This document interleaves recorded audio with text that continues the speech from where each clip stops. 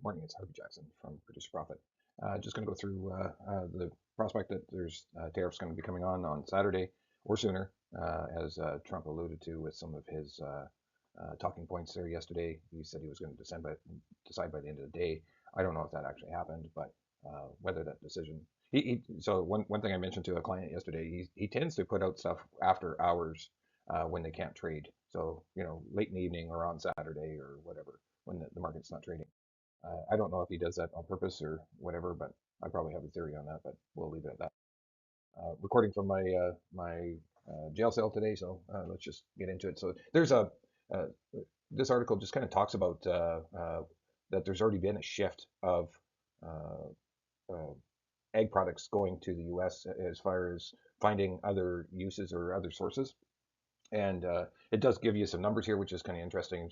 And of course, it's more lined up with livestock, but 3.5 billion dollars of beef, 1.65 billion of pork, and just kind of the placements in there as well. And this I kind of disagree with. So I don't know why somebody would make that kind of statement, but he says that the tariffs won't be put on the pork right away, as it's a negotiation between the buyer and seller. And I go, well, that's not how tariffs work, but we'll see.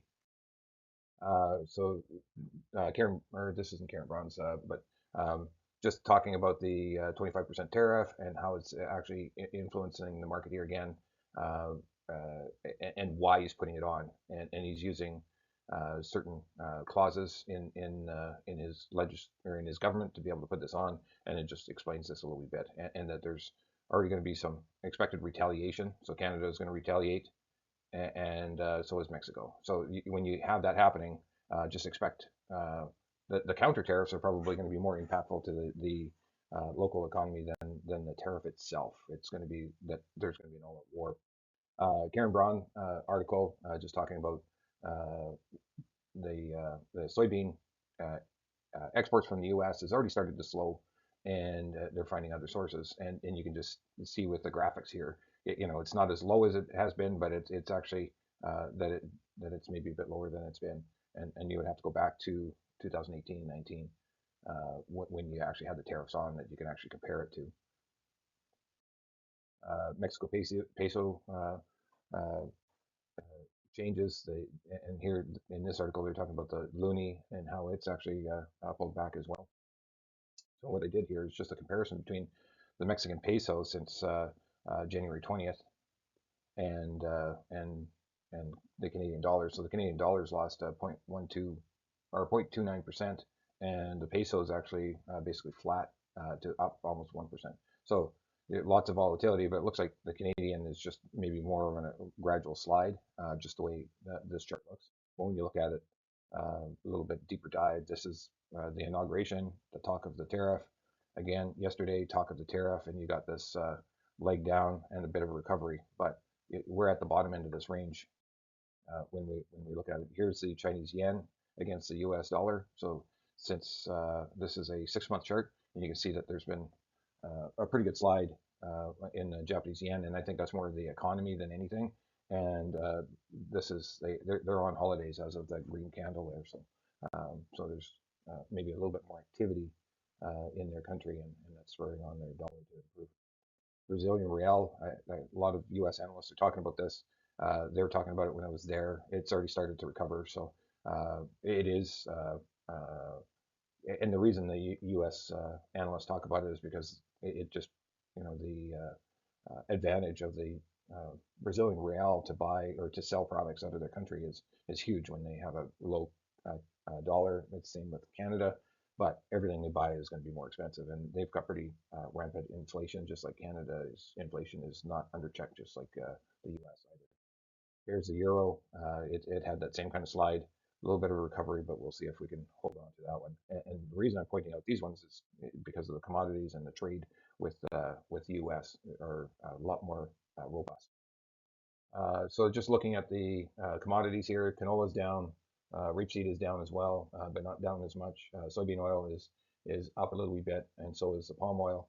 Crude is down a little wee bit, and wheats are down with the spring wheat down the least, I guess, and soybeans down as well. Canadian dollar down. So let's just get into here. So when you look at this, we've got a red day, $8 down, but like you look at it and you go, oh, well, it doesn't look that bad on this chart. Still probably holding a slight uptrend here. Maybe not where that line is, but it still looks like it's got this leg of waves going up here. But we still can't make a higher high. That's a problem. If we can't make a higher high, we're not changing the trend. So it's been basically flat for that kind of length of time here. So when you dive in and look at it on a minute chart and you kind of expand it, that doesn't look as bad as maybe what it seems like when you just hear that it's down today. November canola, actually a lot better looking chart, and you can tell by that by the spread. So November canola is actually more expensive than the front month, May or March. So that's a good sign, I guess. That we're starting to get a little bit of carry going into from one crop year to the next from the front month. Rapeseed kind of holding support, and I did draw a line in here, and again, where you draw your line is going to be maybe more critical, but or less critical than maybe your 100-day moving average that's actually doing the probably have the bigger support, and it is doing exactly the same scenario where you got these waves going up and then wave going down, but the last peak that the European rapeseed made was actually a higher high, and it does look like we're making higher lows if we don't break through here and go down, which wouldn't be a good sign. Rapeseed, $140 differential, so $140 more expensive than the Canadian canola.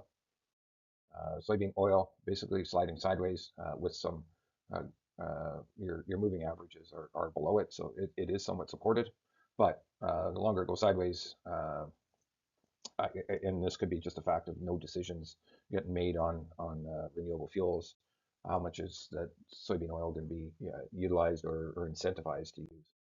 Palm oil, same kind of scenario there, going sideways and just getting direction from the soybean oil.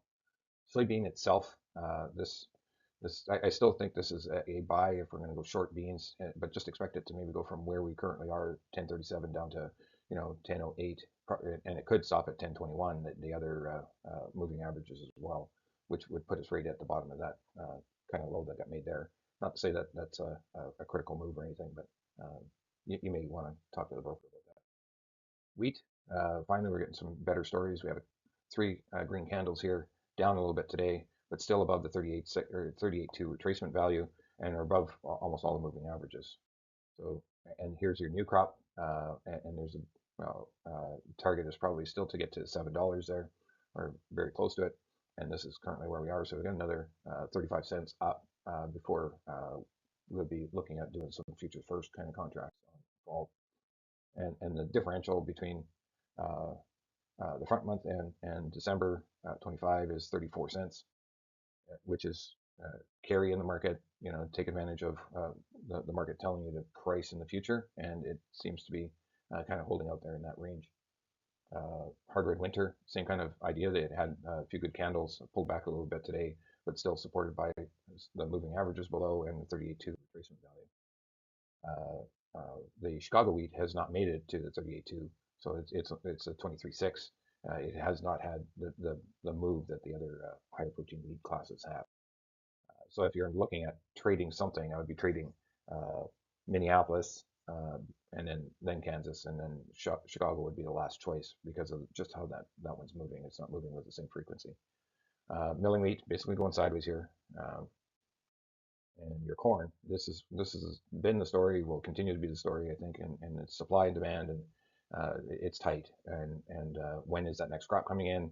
I didn't show any weather maps today, but the weather is actually pretty.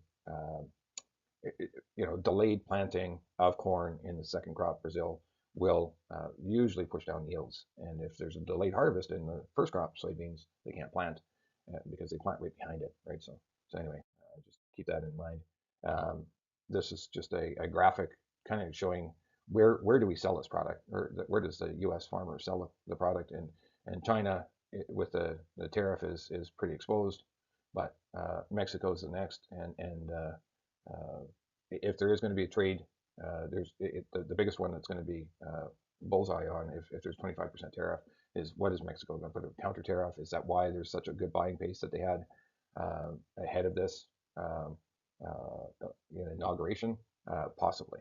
So we have to think about that. Live cattle has had a couple of bad days up here, but still a good place to put in protection. I was talking to a client a couple of days ago. Use your provincial insurance to put some floors under your feeder cattle, and when or if there's a trade tariff come on and it affects beef, then you go to this exchange and defend it there with a brokerage account as well, because you could actually have cash prices affected in Canada and futures prices rallying in the U.S. because they're not getting any Canadian or Mexican cattle, and that would be hugely impactful to the U.S. consumer. That's all I have for you today.